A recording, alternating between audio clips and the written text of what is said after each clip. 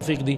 تو آپ توجہ کریں، تاریخ ہے پوری، کیا کیا جرم بنو امیہ کے ہیں اس کی پوری فہرست ہے، اور کیا کیا جرم بنو عباس کے اس کی پوری فہرست، کیا کیا جرم سلطنت عثمانیہ میں ہوئے تشیع کے ساتھ اس کی بھی فہرست ہے، اور کیا کیا جرم آج برطانیہ نے کیے ہیں تشیع کے عقائد میں، اس کی بھی فہرست ہے۔ کیونکہ اس وقت جو برطانیہ تشیع کے عقائد کے اوپر یلغار کر رہا ہے، ہو بہو وہی کام کر رہا ہے جو بنو امیہ نے اور بنو عباس نے کیا تاریخ میں۔ تاریخ اپنے آپ کو دہرا رہی ہے۔ یاد رکھیں، آج کا عصر اگر میں بلا مغالطہ کہوں صفین سے مماثلت رکھتا ہے۔ صفین جس عصر میں برپا ہوئی ہے، تشیع کو اتنی ہی بیداری کی ضرورت ہے، تشیع کو ہوشیاری کی ضرورت ہے۔ کوئی بھی آ کر ہمیں اگر کوئی، مثلا میں نے کئی جگہ یہ عرض کیا کہ اگر دشمن کو پہچاننا ہے لباس سے نہیں پہچانا جائے گا، لباس سب نے ایک جیسا پہن لیا ہے، دشمن اپنی زبان سے پہچانا جائے گا اور نظریے سے پہچانا جائے گا، نظریے سے پہچانا جائے گا۔ اب وہ معیارات ہیں، بہرحال انشاءاللہ عرض کریں گے آہستہ آہستہ، لیکن توجہ کریں، اب بنو امیہ نے جو امامت کا رخ تبدیل کیا، ایک مشکل یہ ہوئی، بنو امیہ نے کیا، یہ باقاعدہ حکمرانوں کے نام بھی موجود ہیں، اور بعض ایسے افراد تھے جو سندھ کی زمین پر آئے، یہ بھی تاریخ ہے پوری، ہند اور سندھ دو خطے تھے، اس زمینوں پر آئے، یہاں پر آ کر کس کس نے جرم کیے، یہ بھی ایک تاریخ ہے پوری۔ لیکن مشکل یہ ہے کہ انشاءاللہ پہلے ذہن آمادہ ہو جائیں، کیونکہ جب تاریخ پڑھی جاتی ہے تو، اور اگر شخصیت کا نام آ جائے تو پھر ہم کہتے ہیں جی یہ بھی ایسا کر سکتا ہے، ہوا ہے۔ تاریخ سننے کے لیے پہلے ہم اپنے ذہنوں کو بڑا کریں، دلوں کو بڑا کریں، کیونکہ تاریخ تو بیان ہوئی ہے نا، تاریخ نے تو لکھ دیا ہے۔ اب ہاں تاریخ کو پرکھنے کا ایک علم ہے، تاریخ صحیح ہے یا غلط ہے اس کو پرکھنے کا ایک علم ہے، وہ ہے علم الدرایا، محققین اس پہ پرکھتے ہیں۔ حدیث کو بھی پرکھنے کا علم ہے، تاریخ کو بھی پرکھنے کا علم ہے۔ شیعہ اتنا خوبصورت مکتب ہے کہ کوئی بھی بات بغیر پرکھے ہوئے عقل پہ تسلیم نہیں کرتا، یہ اعزاز ہے تشیع کو۔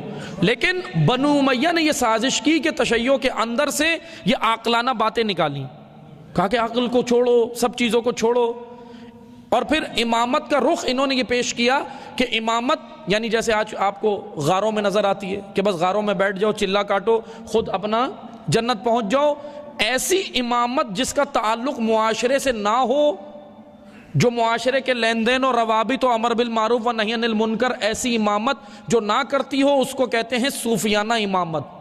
اور وہ امامت کہ جس کا پہلا چیپٹر ہی امر بالمعروف ہے، وہ ہے قرآنی امامت۔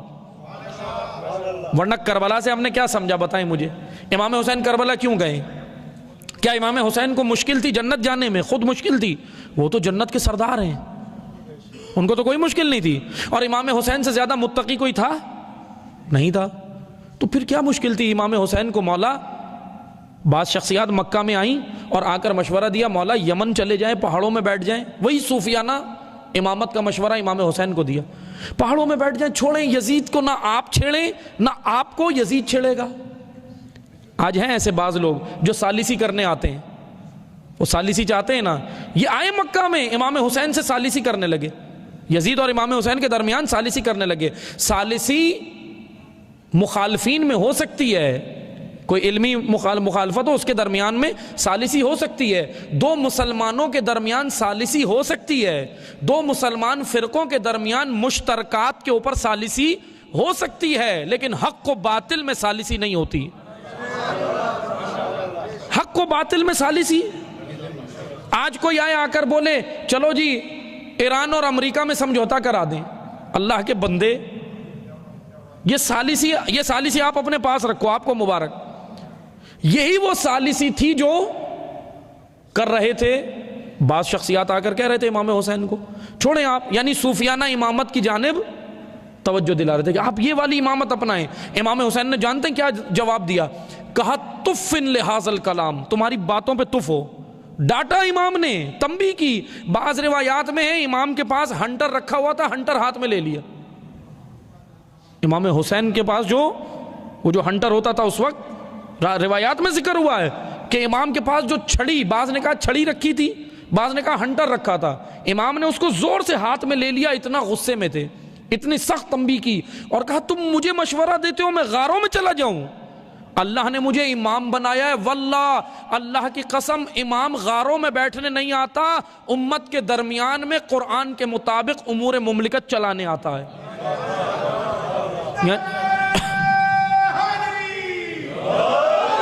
یعنی امام حاکم ہوتا ہے امت کا۔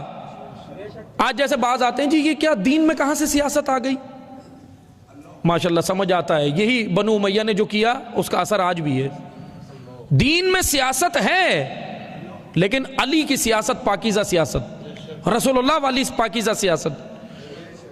اب دین میں سیاست سے جہاں مراد ہوتی ہے اس کا معنی ڈیموکریسی نہیں ہے، ہم ڈیموکریسی پہ ڈال دیتے ہیں۔ جیسی بات آتی ہے دین میں سیاست، ہم کہتے ہیں یہ تو ڈیموکریسی بھی دین کا حصہ ہے نا۔ ڈیموکریسی کا دین سے کوئی تعلق نہیں ہے، ڈکٹیٹرشپ کا دین سے کوئی تعلق نہیں ہے، لبرلزم و کیمونزم کا دین سے کوئی تعلق نہیں ہے۔ دین کی اپنی سیاسی نظام کا نام ولایت ہے۔ ولایت ہے، ولایت یعنی حق حاکمیت۔ آپ کہتے ہیں نا من کن تو مولا، بھئی کیا ہے من کن تو مولا؟ یعنی حق حاکمیت، میرے اوپر میرے مولا کا فرمان چلے گا اور کسی کا نہیں۔ یہ ہے دینی سیاست۔ یعنی میں اگر کاروبار پہ جاؤں، میرا ملک ہو، میرا شہر ہو، میرا قریہ ہو، میرا گاؤں ہو، میرا گھر ہو، سب جگہ میرے مولا کا فرمان چلے گا، اس کو کہتے ہیں ولایت۔ یہ دینی سیاست ہے۔ ہم اتنے سادے نہ ہو جائیں کہ لفظوں کی ہیر پھیر میں ہی ہمیں کوئی گھما کے لے جائے۔ پس عزیزان محترم توجہ کریں، امامت دین کا ایک مکمل و جامع نظام ہے، امامت نظام ہے۔ ائمہ نے بیان کیا، امام حسین علیہ السلام کیا کر رہے ہیں، کربلا کیوں جا رہے ہیں، امامت کا درست نظریہ بتانے کے دیکھو امامت وہ نہیں ہے جو تم سمجھ رہے ہو، حقیقی امامت یہ ہے۔ ہر امام نے